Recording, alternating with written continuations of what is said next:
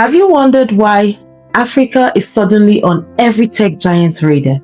Africa, that once looked like a sleeping continent, is now wide awake, coding, creating, and quietly rewriting the global tech map. Imagine this: a young girl in Kigali builds an AI-powered app that predicts crops diseases faster than even the experts. A 23-year-old girl in Lagos designs a fintech tool that helps millions of Africans send money easily like they're sending a text message. And in Nairobi, a group of college dropouts create software so efficient that even Silicon Valley investors fly halfway the world just to shake their hands. For years, the world looked at Africa and saw only problem, but the giants Google, Microsoft, Amazon, and even Elon Musk are now seeing something else, like potential. Not just a marketplace, but a movement, and not just consumers, but creators. This is what I call the new gold rush. Now let's break this down. Why now? Why is Africa suddenly the stage for the world's next digital revolution? The answer is simple. It lies in three big shifts: the people, innovation, and opportunity. Africa is home to over 1.4 billion people, and more than 60% are under 25 years of age. That means over 800 million young, tech-curious, innovation-driven individuals make up that population. This is not just statistics, it's a revolution waiting to happen. While other continents are aging, Africa is getting younger, faster, and even more connected. In countries like Nigeria, Ghana, Rwanda, and Kenya, coding has become the new oil. Walk into any cafe in Nairobi and you will find young developers freelancing for global clients. Or in Lagos, the street buzz with startup pitching investors, designing apps, and solving everyday African problem with brilliant simplicity. And that's what's attracting tech giants. Because where you have youths, there is definitely creativity. And where there is creativity, we have profits. So here's the thing: African innovation doesn't come from luxury. It comes from need. And that's what makes it powerful. Take for instance Flutterwave. Flutterwave was born in Nigeria. It is simplified online payments. That's how I call it. And it cuts across continents, making it very easy, like you just sit on your laptop and you send an email. Today it's valued at $3 billion, empowers businesses across 30 plus African countries. Or Tigwa Foods in Kenya, which connects farmers directly to the marketers through mobile tech, cutting out middlemen and increasing income for small-scale farmers. Then there's M-Pesa, the legendary mobile money system that started in Kenya and changed the world.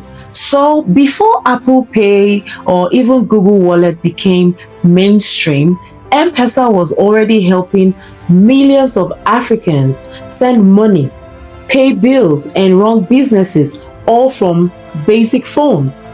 African innovation has one rule: if the world doesn't build it for us, we will build it ourselves. That mindset is what's drawing attention from companies like Google, who recently opened their first AI research center in Ghana, or even Microsoft, which launched its African development centers in Lagos and Nairobi. Even Amazon is setting up major infrastructures in South Africa to expand, cloud computing across the continent. Because the truth is, the next big idea that changes the world might not come from Silicon Valley, but from Silicon Savannah. Now, let's talk about something incredible. Africa skipped a step. So when most continents spent decades building landlines, Africa jumped straight to mobile. When banks struggled with physical branches, Africa went mobile money first. Now, others are transitioning to digital. Africa is starting there. The leapfrogging means that innovation happens faster and cheaper in Africa. So, startups are not trying to copy, they are trying to adapt, and that's where the magic happens.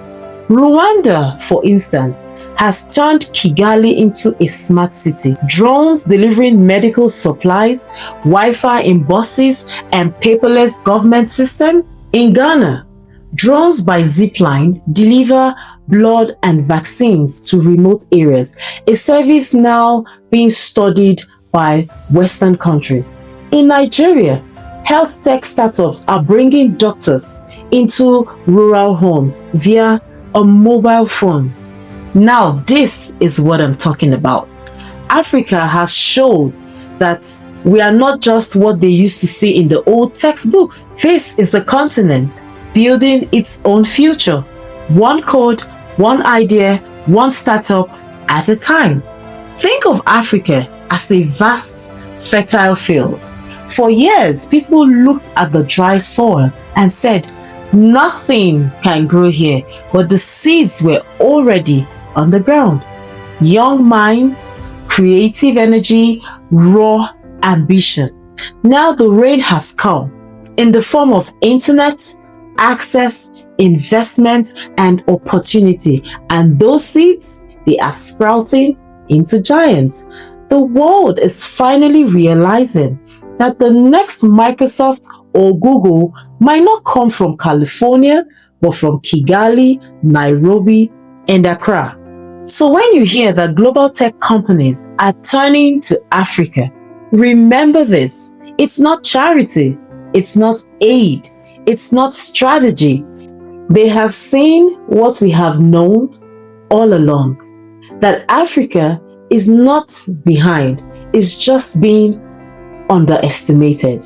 And now the world is watching because the future isn't coming to Africa. No, it is coming from Africa. So the next time you scroll through your phone to send money online or use a digital app, remember, the next big breakthrough might already be built on African soil.